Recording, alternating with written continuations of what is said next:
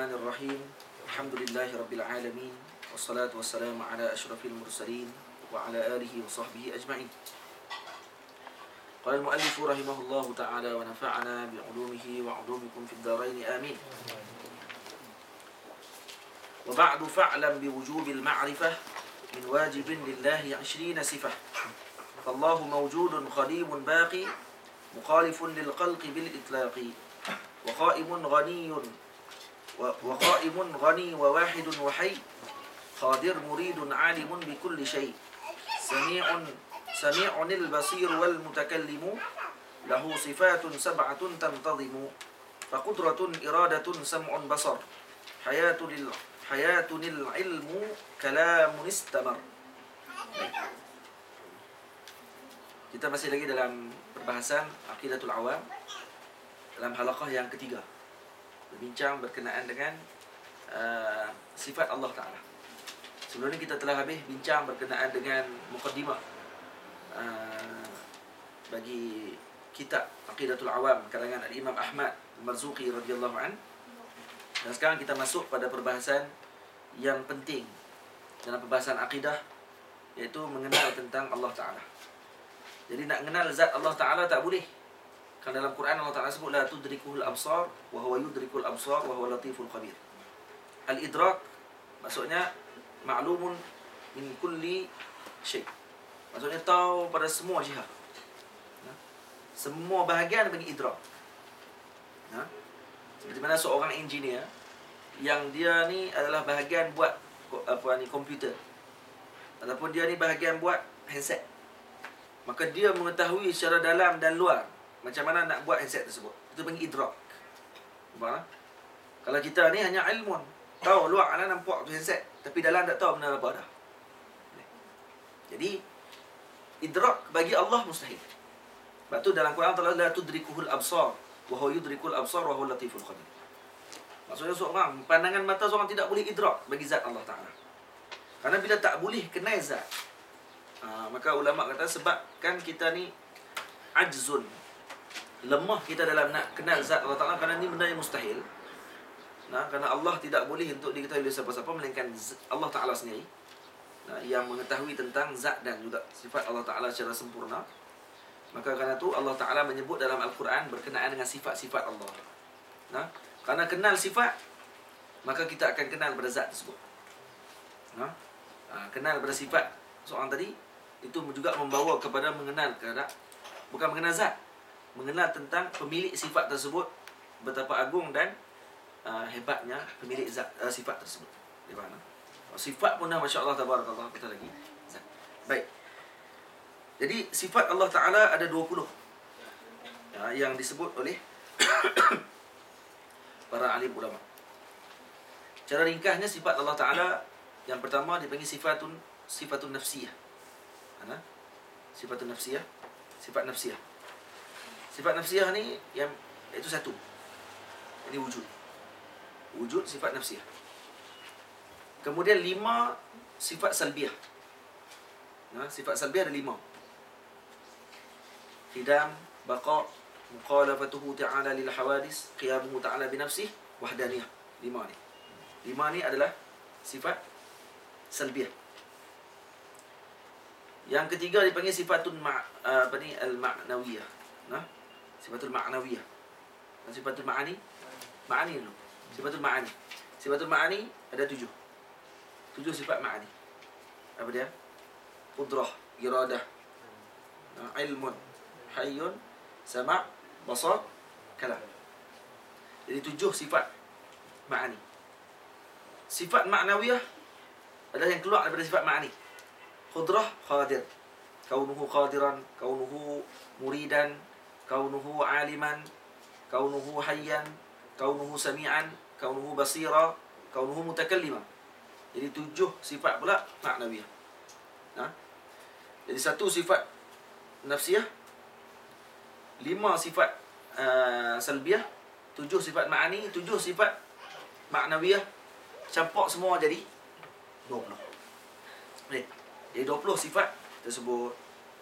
20 sifat ni yang panggil sifat secara ijmal ke tafsir? Ada ijmal. Ijmal ke tafsir? Ha. Ijmal ke tafsir? Tafsir. Sebab ijmalnya semua sifat kamal bagi Allah Ta'ala. Itu tafsir. Tak, itu ijmal. Maksud secara ijmalnya, secara keseluruhan, sifat yang sempurna semua milik Allah Ta'ala. Tapi secara tafsir kita mengaji 20 sifat. Dan tafsirnya maksud secara sempurna, satu persatu perlu dikaji, dibahas 20 sifat. Adakah 20 sifat ni saja sifat bagi Allah? Tak, kita tak sebut 20 sifat ni saja bagi Allah Ta'ala. Allah Ta'ala semua sifat kamal bagi Allah. Cuma 20 sifat ni adalah 20 sifat yang memanggil ummu sifat. Sifat yang paling utama. Yang sifat ni kalau dibahas, sudah cukup menggambarkan kata kemuliaan dan ketinggian Allah Ta'ala. Nampak tak? Dan bukanlah ulama-ulama letak 20 sifat ni bermakna Allah ada 20 sifat. Tak. Seorang pun tak sebut gitu. Dan bila dikaji balik 20 sifat ni maknanya semua sifat Allah Ta'ala kalau dikaji balik semua akan masuk balik dalam 20 sifat ni. Seolah-olah gitu. Nampak tak? Baik. Baik, jadi perbahasan yang pertama kita, sebelum kita masuk bahas, yang pertama dia bagi sifat nafsiyah, kemudian salbiyah, kemudian ma'ani. Ada orang tanya, kenapa selalu bincang salbiyah dulu? Kenapa tak masuk ma'ani dulu, baru bawa salbiyah? Nak jawab kena. Kata Al-Imam Al-Murakishi tadi dalam kitab dia, dalam kitab dia ni, Tuhfatul Mufidah fi Syarh Al-Aqidah Al-Hafidah. Aqidah Hafidah ni satu muka surat. Yang dikarang oleh Imam Sanusi, satu muka surat. Pendek. Syarah dia ni. Tebal ni. Satu muka surat. Dan ni antara syarah yang masya-Allah tabarakallah sangat baik. Penuh dengan mantik dan juga pemikiran. Sebab apa? Sebab dia selalu banyak keluar soalan. Kenapa Imam sebut gini? Kenapa tak sebut gini? Kenapa sebut gini? Kenapa tak sebut gini?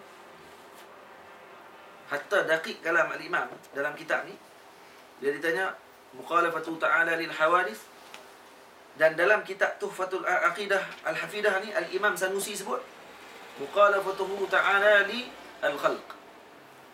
Apa beza khalq dengan hawadith? Kita beza. Bukan beza dengan kita sendiri. Nah, masa saja nak abang tu lah. Kena beli kitab baca. Baik. Allahumma salli ala Muhammad. Baik, nak jawab kita.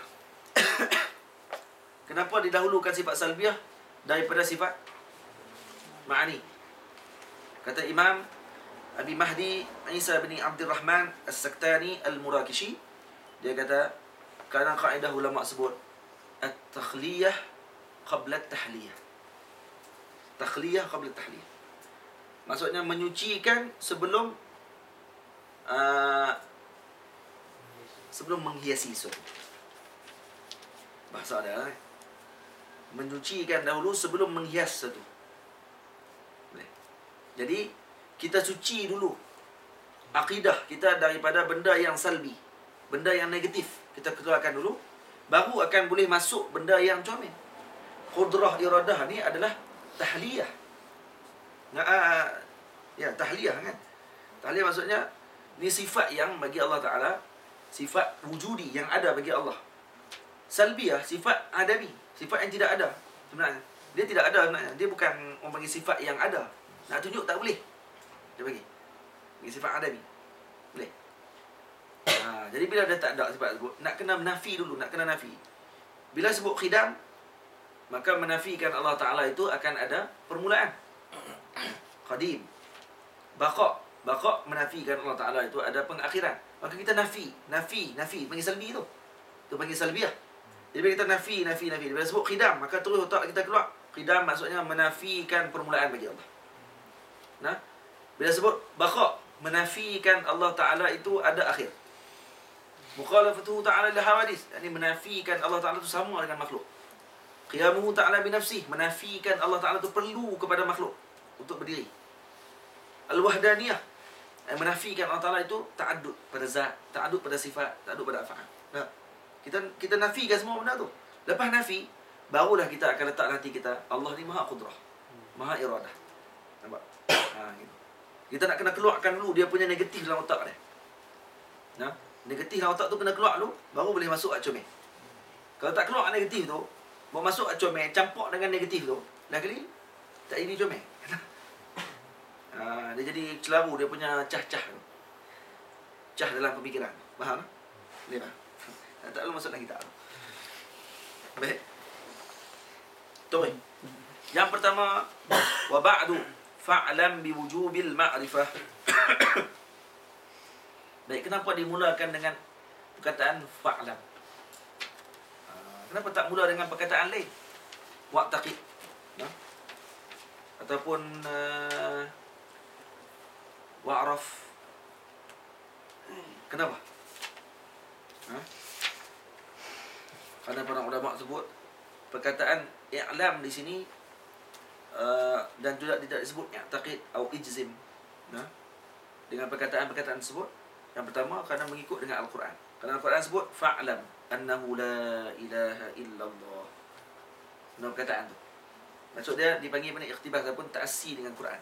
Mengikut kepada jalan Al-Quran sebut. Fa'lam annahu la ilaha illallah. Dalam Quran juga Allah Ta'ala sebut dalam surah Al-Baqarah. Tadi surah Muhammad ayat 19.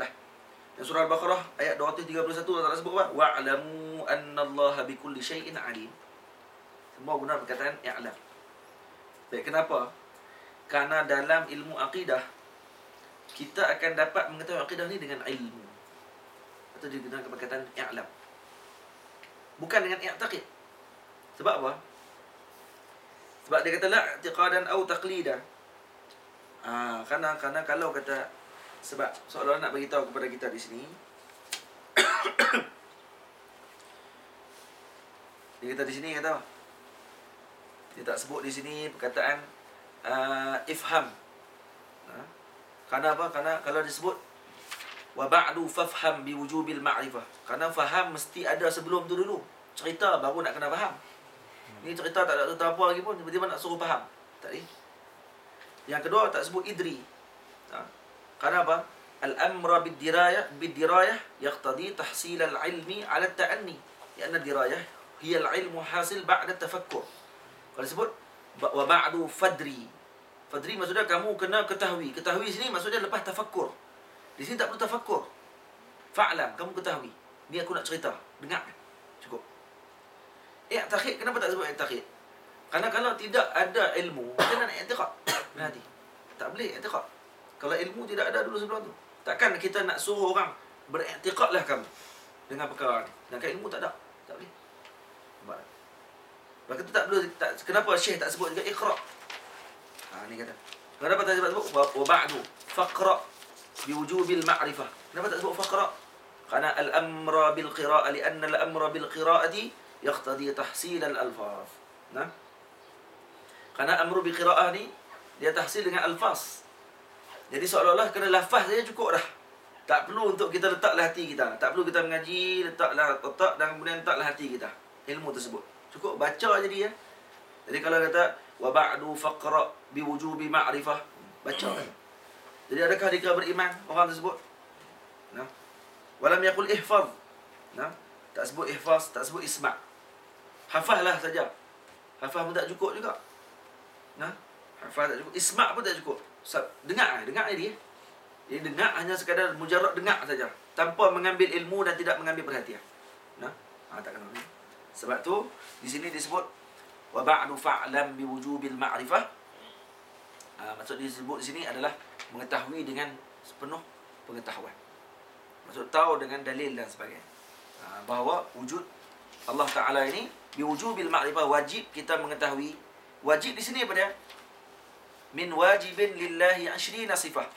Wujub yang pertama wajib syar'i. Bi wujubi ma'rifah ni wajib syar'i. Wajib bagi kita untuk mengaji benda ni. Semua orang yang mukallaf yang ada kuasa untuk dia mengaji. Otak tak bodoh. Beranak-beranak tu tak cerdik. Mereka tak cerdik tu ni dah terkeluar daripada taklif untuk nak mengaji. Mengaji sampai 5-60 kali duk bodoh tu. Tak apalah. Ikutlah, cukup dah. Taklid buta pun tak apa dah. Dalam akidah. Tapi kalau kata boleh mengaji, akal cerdik, buat bom boleh bom, habis mengaji akidah malah. Kata malah pening kepala. Oi, hak buat bom, buat kapal terbang besar, helikopter, boleh buat kat pilihan raya kan. Semua boleh buat tu. Tapi tak mengaji akidah, lambat. Tak boleh gitu. Dia kena main mengaji akidah. Kerana otak dia tu cerdik tu. Kalau tidak, macam mana nak buat benda hak mahal-mahal gitu. Boleh paku, boleh buh pula dengan enjin, boleh pula pusing, walaupun tak naik. Kan? Macam mana boleh buat gitu kalau tak cerdik? Jadi ada kemampuan akal. Nampak tak? Jadi kena mengaji. Boleh faham kita. Baik, wujub di sini, wujub syar'i. Nah, wajib syarak. Wajib syarak maksud dia apa dia? Kalau kata buat dapat pahala.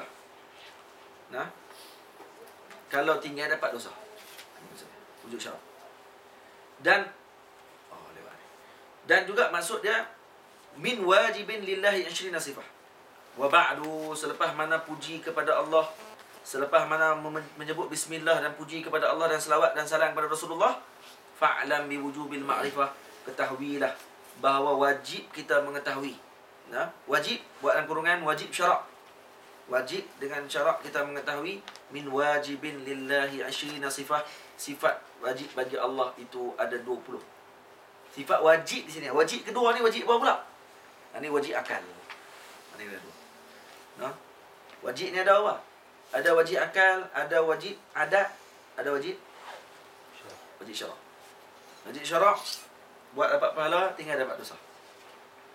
Wajib akal, apa maksud wajib akal? Wajib akal maksudnya benda yang ma la yutasawwaru fil aqli adamu.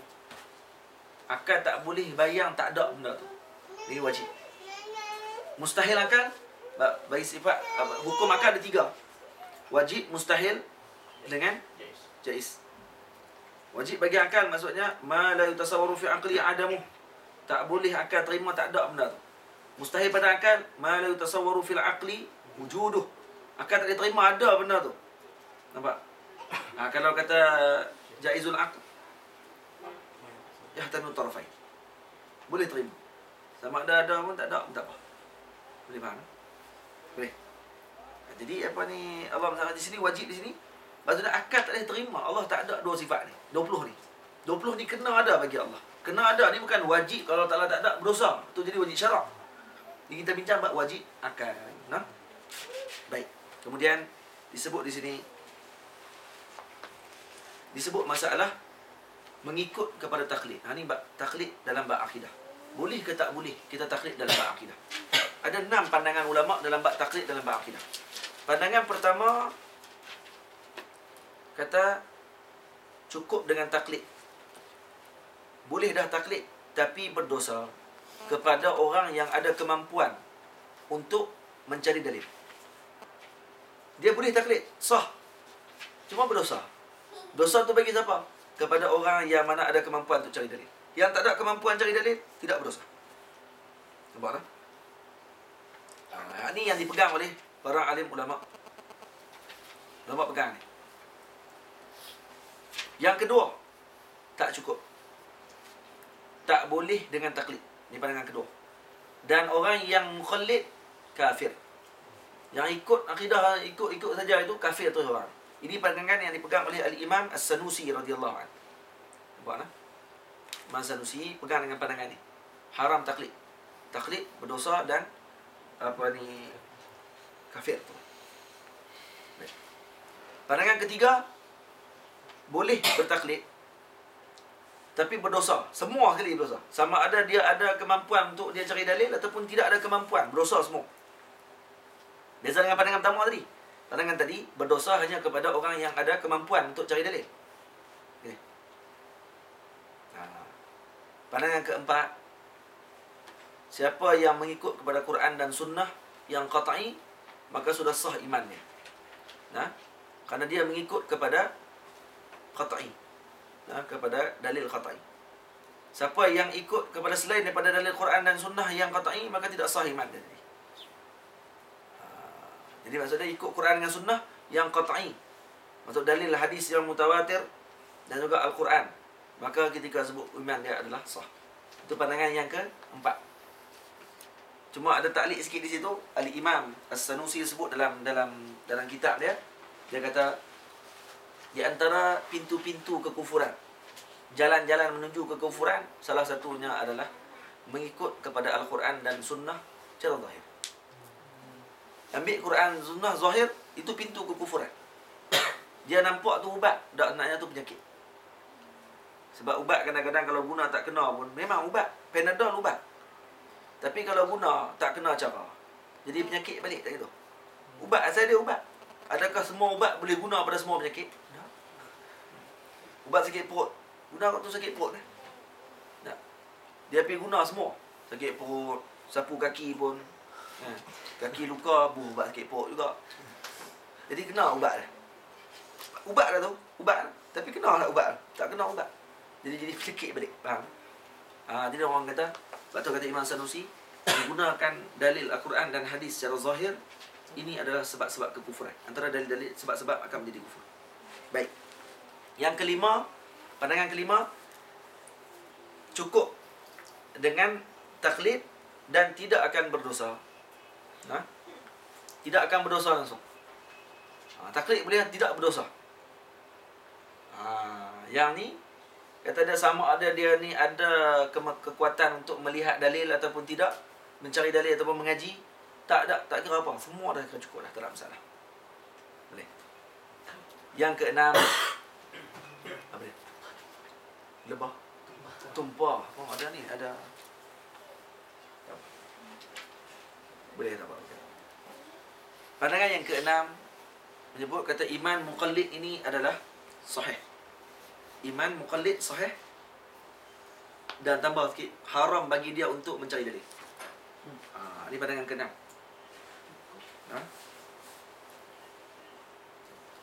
Dan pandangan ni adalah pandangan yang dipegang oleh para ulama sufi. Cuma ada sedikit taklid pada kalam yang keenam ni. Apa yang dimaksudkan diharamkan bagi mereka ni nazar, mencari dalil tu apa maksud dia? Maksud dia takut nanti tercampur dengan pandangan falsafah. Sebab tu yang ulama-ulama sufi mengharamkan perkara tersebut. Cukup taklid nak kata. Tak perlu cari dalil.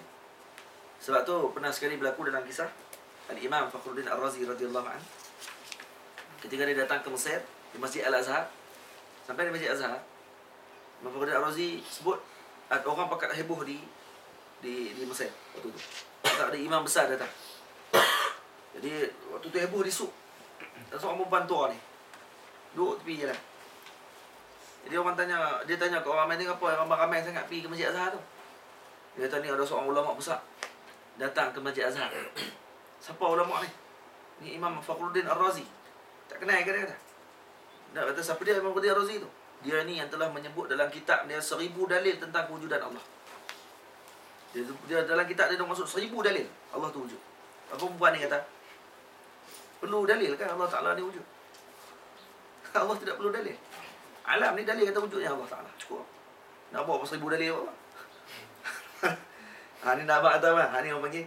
Ni iman yang keenam tu. Bidun nazar. Tak perlu nazar. Dia iman ni iman jibili dia panggil. Iman tabi'i. Allah Ta'ala bagi dah iman dalam hati dia. Tak perlu lagi untuk cari dalil. Dia ni memang orang yang dah beriman kepada Allah. Nampak tak? Dia rak gitu je. Duduk kat suk Dia kata wali-wali ni di Mesir dia tak ada tempat. Kadang kat suk tu banyak wali-wali. Duk jual tu jual orang panggil apa? Garge kan. Jual kantok miah, mata apa putih-putih tu. Dia benar hak busuk tu.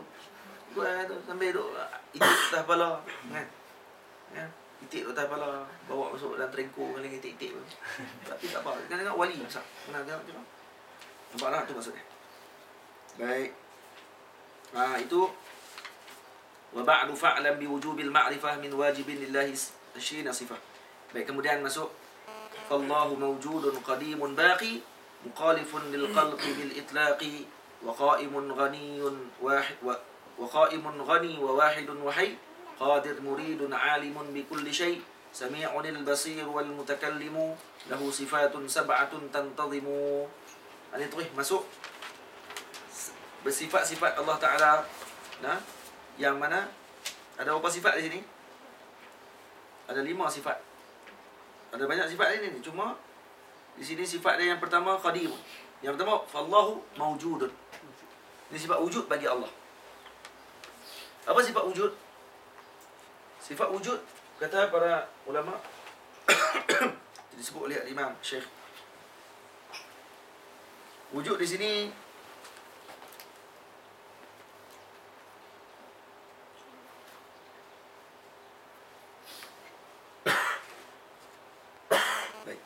Disebut di sini al-wujud bermakna thubuti syai' wa tahaqquqihi wajibun lahu ta'ala li dhatihi la li 'illatin.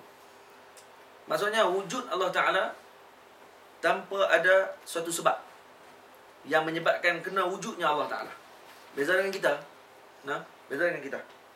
Sebab kita ni, wujud kita ni dengan wujud yang mana ada sebab yang Allah Ta'ala jadikan kita. Sebab di antaranya wa ma khalaqtul jinna wal insa illa liya'budun. Semua ada illah kan. Tapi Allah wujud biduni illatin, tanpa sebab. Maksud Allah Ta'ala wujud dengan sendiri. Itu maksud wujud bagi Allah. Apa dalil wujud ni? Dalil wujud Allah Ta'ala adalah dengan wujudnya makhluk Allah Ta'ala. Wujud makhluk, wujud Allah. Boleh. Sebab seperti mana yang disebut pada A'rabi, bila ditanya kepada Arab Badui, berkenaan dengan dalil, daripada mana kata kamu tahu kata wujudnya Allah Ta'ala? Apa jawab A'rabi? Al-ba'ratu tadullu 'ala al-ba'ir, wal-rawthu 'ala al-hamir, atharul aqdami 'ala al-masir, fasama'u dhatu abraj, wa ardun dhatu fajaj, wa biharun dhatu amwaj, ama tadullu 'ala as-sani'il hakim al-qadir al-'alim. Kita cari dalil macam-macam. Arabi jawab apa? Tak tengok kata tapak kaki unta ataupun tai unta, dalil kata wujudnya unta. Raus tai himar, dalil kata wujudnya himar. Takkan wujud tai, tukang buat tai tu tak ada. Kemudian tapak kaki ada bila mana orang berjalan tempat tersebut. Ini yang panggil dalil madlul. Dalil kepada madlul. Dia kena wujud, dalil dulu madlul wujud. Dalil kena wujud dulu, madlul wujud. Betul ke? Madlul kena wujud dulu, baru dalil wujud. Tidak, balik. Madlul kena wujud, baru dalil wujud. Jadi kalau kata nak tahu kata tapak kaki, takkan tapak kaki dulu ada, baru kita ada. Kita tak nak jalan, tapak kaki jalan dah. Tak boleh gitu. Dia kena orang tu yang pijak, baru tapak kaki dia akan duduk belakang. Jadi dia kata apa? Tapak kaki kesan kepada ada orang berjalan. Ni langit yang penuh dengan bintang-bintang yang cantik. Ada buruj-buruj. Bumi yang sangat comel, zatu fajajin, dengan bukit bukau dan sebagainya. Wa biharun zata amwajin, dan juga dengan apa ni, lautan yang luas dengan buih-buih di lautan dan sebagainya. Ama tadullu ala sani'il hakimil qadiri al-alim. Bukankah ini sudah menjadi petunjuk kepada wujudnya Tuhan yang Maha Pencipta, yang Maha Bijaksana, yang Maha Perkasa dan yang Maha Bijaksana, yang Maha berilmu, al-alim. Itu dalil kata wujudnya Allah Ta'ala. Dalam Quran Allah Ta'ala sebut innani anallahu la ilaha illa ana fa'budni. Dan di sini dia sebut wujud. Dalil kata wujud di situ ma'ruf. Wujud Allah Ta'ala tidak sama dengan wujud kita, kerana wujud kita ada permulaan, wujud Allah tidak ada permulaan. Wujud kita ada illah, ada sebab. Kenapa Allah Ta'ala kita wujudkan? Kita diwujudkan Allah Ta'ala, Allah tidak perlu pada sebab-sebab tersebut. Kerana Allah Ta'ala adalah Tuhan yang Maha Perkasa. Dia faham? Itu maksudnya. Baik. Kemudian kita akan bincang berkenaan dengan sifat ni yang wujud dalam sifat nafsiyah. Kita akan bincang sifat salbiyah pada bahasan akan datang. InsyaAllah 5 sifat salbiyah kita akan bincang pada bahasan akan datang. Qul qawli hadza astaghfirullah al-azim li wa lakum. Assalamualaikum warahmatullahi wabarakatuh.